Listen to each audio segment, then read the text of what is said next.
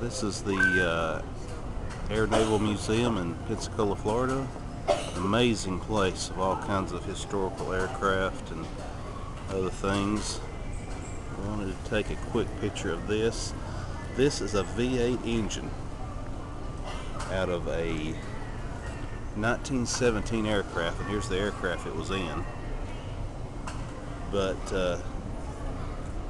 from the looks of it, it had overhead cam, I think, if I'm looking at this right, and was water cooled. I mean, just unheard of for 1917 technology. Not only was it overhead valve, but overhead cam, unheard of in 1917 in a V8 when most of the cars back then were running flathead 4-cylinders in them.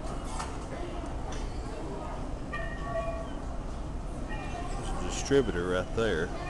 Amazing. Absolutely amazing. It's very fascinating stuff over here. There's a German aircraft from World War I.